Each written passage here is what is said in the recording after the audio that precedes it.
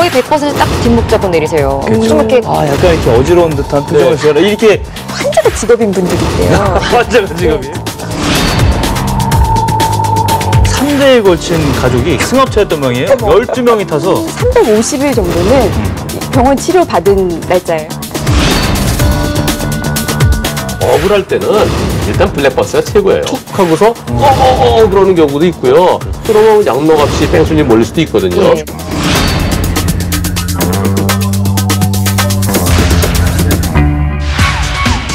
돈으로 푸는 세상 이야기 이슈토크 전. 국내 등록된 자동차 수가 2천만 대를 눈앞에 두고 있습니다. 1가구 1자동차 시대를 넘어서고 있는 건데요. 하지만 이렇게 늘고 있는 자동차 수만큼 자동차 사고를 위장한 보험금 사기도 함께 늘어나고 있습니다. 오늘 이슈토크점 첫 번째 이슈로 바로 이 부분 짚어볼 텐데요. 교통사고 전문 변호사로 유명한 분이시죠. 한문철 변호사 스튜디오에 모셨습니다. 어서 오십시오. 네, 안녕하십니까. 네, 안녕하세요. 네.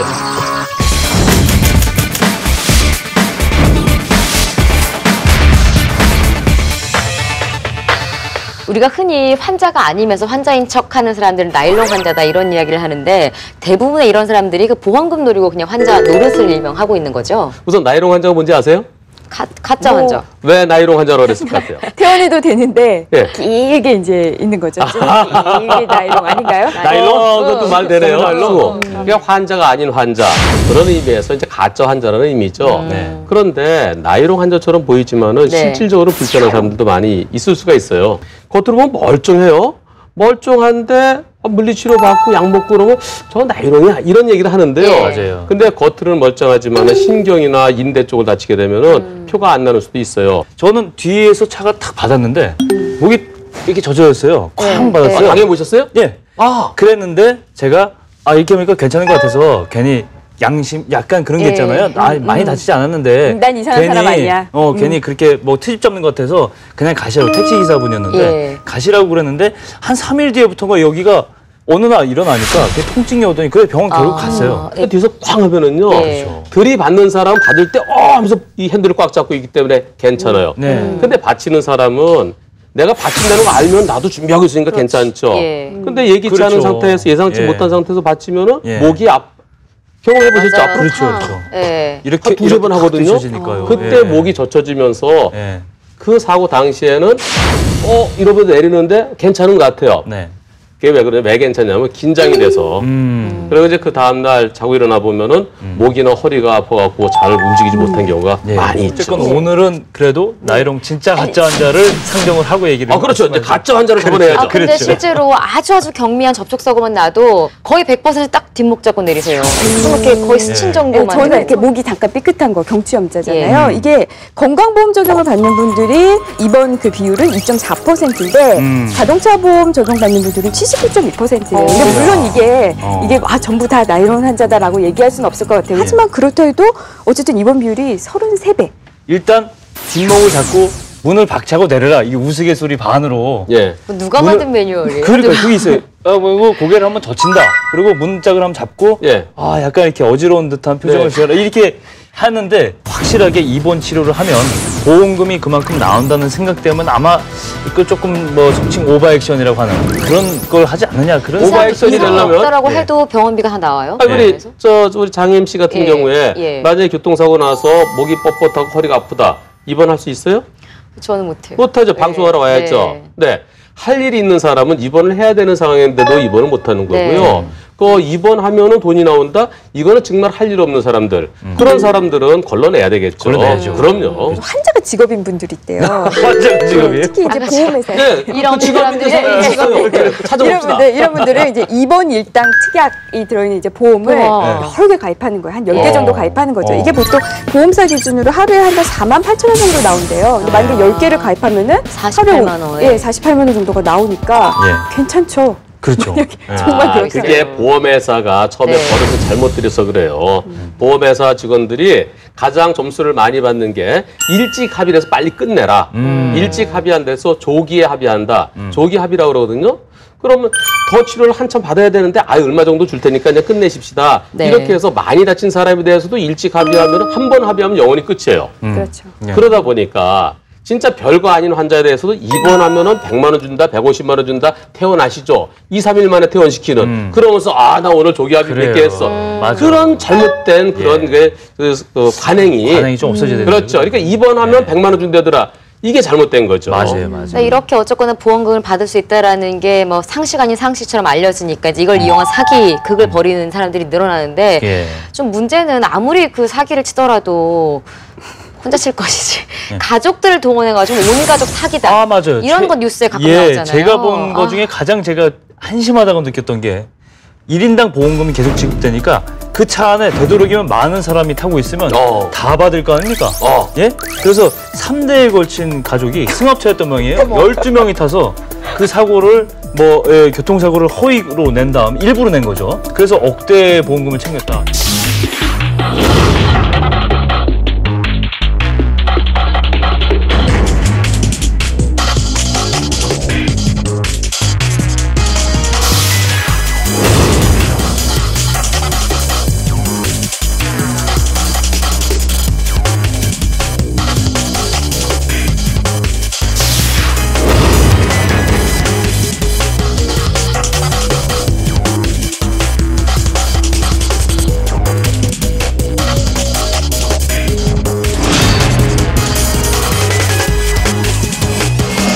계획적으로 사고를 위장하려면은요.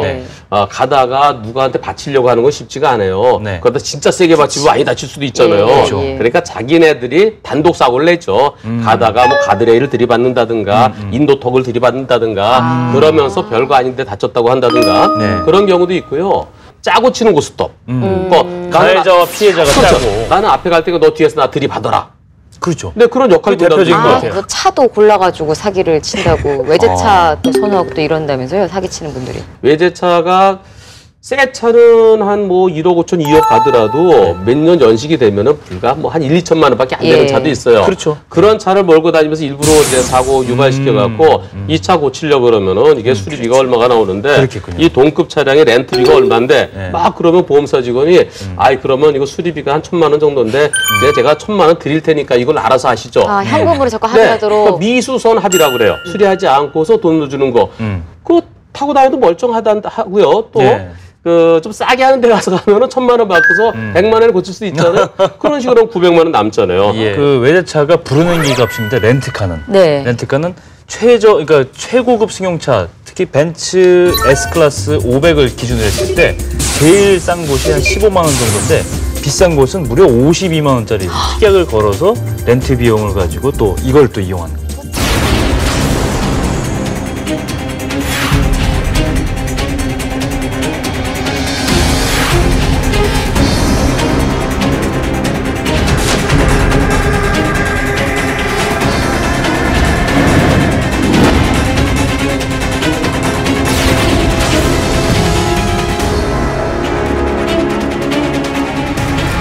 일가족 사건이긴 해요. 이제 형제 둘, 어머니, 그리고 어머니의 지인 둘, 그래서 5명이 이제 한 팀인데, 이제 이런 걸로 합니다. 예를 들면, 뭐 자기가 계단에서 굴러요.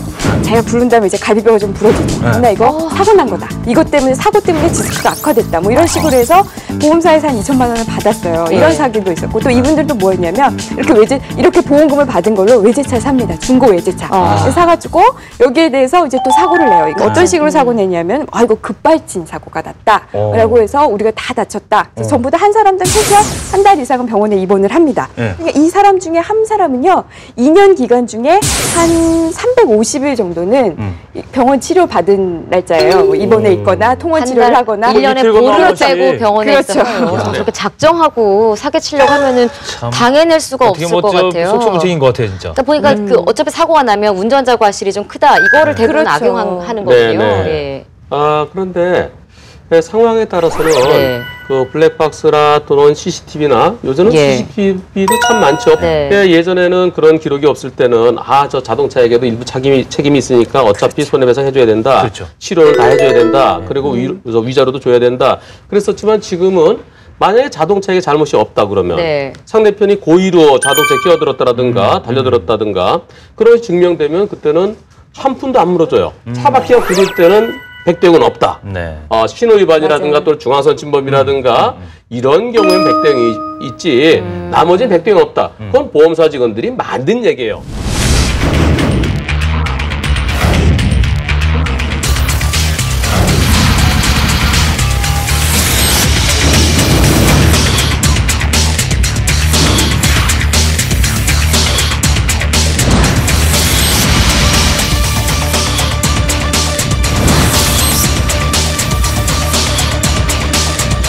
사고가 나면 이게 몇 대 몇일까? 내가 그렇죠. 몇 퍼센트 보상을 해야 되고 이런 게 혼동되는 경우가 많이 있거든요. 네네. 실제 사례를 좀 보면서 이런 경우는 잘못 비율이 몇 대 몇이다 이런 것들 좀 저희한테 보기 쉽게 설명을 좀 부탁드릴게요. 네네, 그러시죠.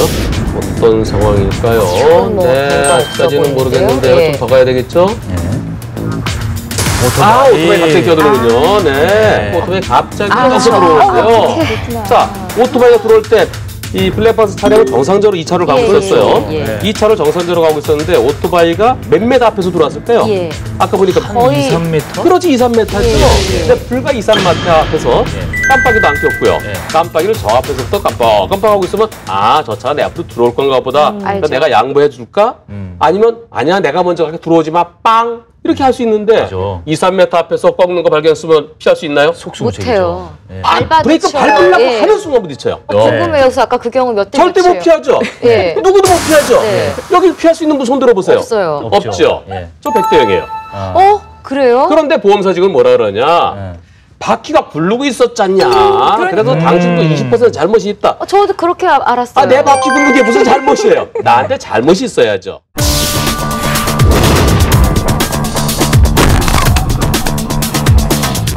사회공갈단이죠?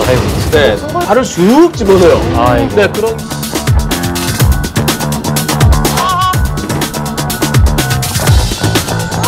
약봉지가 그냥 그대로 쌓여있어요. 약도 안 먹고. 보험을, 개인 보험을 여러 개 들어놨어요. 뚜렷한 직장이 없는 사람들. 네.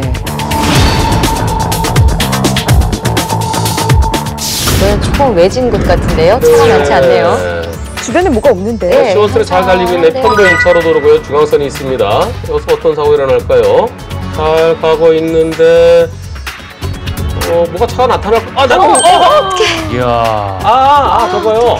네, 어떤 사고인지 알겠습니다. 역주행이 그냥 역주행이었죠. 역주행이 또 네. 코너길이어가지고 보이지도 않아요. 아마 네. 지금 정말 놀랬겠어요. 네, 저 사고도 네. 또 참 보험사 직원들 재밌습니다. 뭐라고 그러냐면 상대편에서 중앙선 침범에 부딪히면 몇 대 몇이죠? 당연히 100대 0일 것 당연히 같은데요. 100대 0이죠. 예. 그럼 저 사고에 있어서 만약 부딪혔다면 어떻게 됐을까요? 저기가 커브 구간이기 때문에 맞은편에서 오는 차 미리 보이지도 않죠? 예. 보이는 순간 딱 하면서 부딪힐 수밖에 없었던 상황인데 그렇죠. 빨리 피해가고 부딪히지 않았어요. 부딪혔다면 몇 대 몇일까요? 그래도 100대 0일 것 같은데요. 부딪혀서 100대 0이죠. 그렇죠. 그런데 부딪히지 않고 피했어요. 예. 보험사에서 뭐라 그러느냐? 부딪혔으면 100대 0입니다. 그러면 근데 부딪히지 않았네요. 비접촉이네요. 60대 40. 어떻게 생각하세요? 이거 불합리해요. 불합리한 정도가 아니라 웃기죠? 굉장히 아니, 약간 억울한 정도가 아니라 말이 안 웃기지 돼요. 않아요? 네, 그 사람 살려줬는데 아니, 오히려. 그렇죠. 실수한 사람 살려줬는데. 부딪혔으면 100대 0인데 내가 피해가 많이 저부딪혔으면은 저쪽도 크게 다치고 사망까지 사망할 갈수 수 있는 있었어요. 상황이죠. 예. 저 정도는요.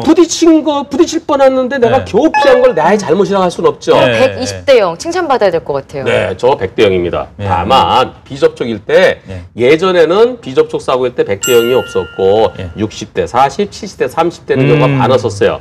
왜 그랬느냐?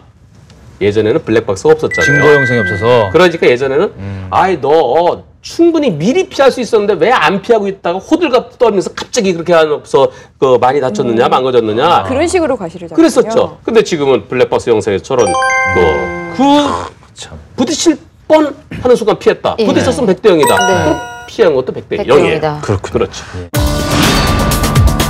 KC대잖아요.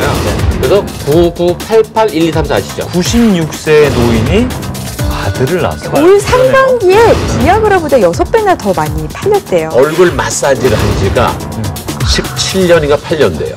놔두면은 C형 탈모가 된다는 거예요. 여기가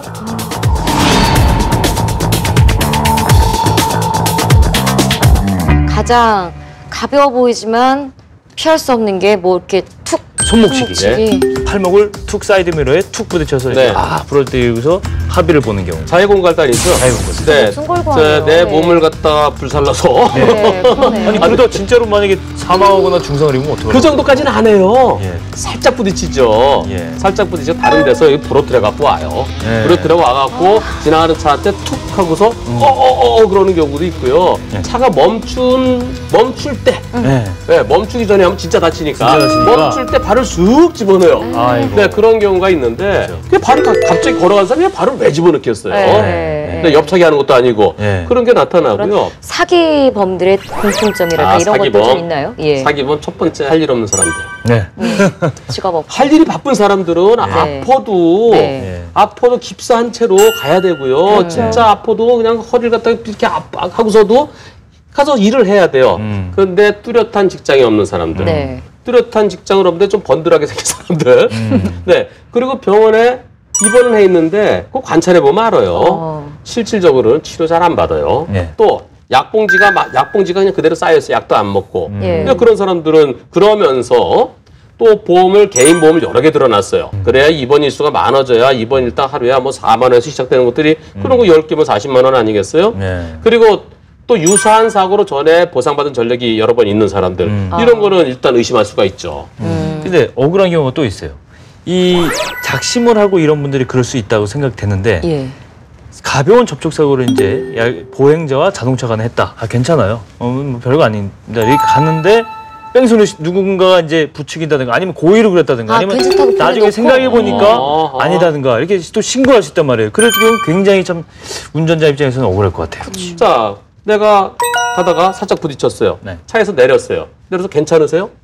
괜찮아요. 툭툭 털면서 괜찮아요. 예. 그러면은 상대편이 어린 아이 같으면 애들은 꼬맹이들은 그냥 판단력이 무서워서 없으니까. 괜찮다고 그러거든요. 그렇죠. 예. 그럴 때는 그 부모나 그 보호자한테 확인을 해야 돼요. 그 보호자의 그 허락을 받고 가야 그래 뺑소니가 아니거든요. 네. 근데 멀쩡한 성인이 괜찮다고 해서 갔어요. 네. 그럼 그걸로 끝난 거예요. 네. 끝났는데 나중에 가서 언제 사고 났다. 근데 당신이 그냥 갔다. 나한테 연락처도 안 주고 나한테 허락도 받지 않고 그냥 갔다. 그렇게 거짓말하는 경우도 있어요. 그러니까요. 예. 네. 그러면 진단서 제출하고 그리고 부딪힌 거 맞고 그러면 양록 없이 뺑소니 몰릴 수도 있거든요. 예. 그럼 뺑소니가 되면은 기본적으로 4년 동안 면허 취소가 되고요. 네. 그리고 벌금이 기본적으로 500만 원 이상이에요. 예. 그것을 방지하기 위해서는 상대편의 허락을 받고 가기만 거기에 대한 증거만 있으면 돼요. 네. 내 연락처를 주는 경우가 있어요. 제가 명함도 드렸잖아요. 언제 줬어? 그 사람 뭐 지갑을 뒤지겠어요? 뭐 하겠어요? 그렇죠. 내 연락처를 정확하게 주고 제 명함이 혹시 전화번호 틀릴지 걱정되실 수도 있으니까 저한테 지금 전화를 걸어보세요. 그리고 이상이 있으시면 내일 저한테 전화 주시죠. 네. 그럼 보험 처리해드리겠습니다. 네. 그럼 상대편이 나한테 전화 누르지 않겠어요? 네. 네. 상대편 전화번호 나한테 입력돼 있다. 그렇지. 그럼 둘이 대화가 된 거죠. 그렇죠. 네. 그러면 그 정도까지 되면은 거짓말 못해요. 그리고 자동차 보험 사기에 관한 이야기를 나눠보다 보니까 참 돈 앞에서 그것도 남에게 피해까지 줘가면서 양심을 파는 것은 참 옳지 않은 것 같습니다. 무엇보다도 이 자동차 보험 사기 반드시 근절돼야겠습니다.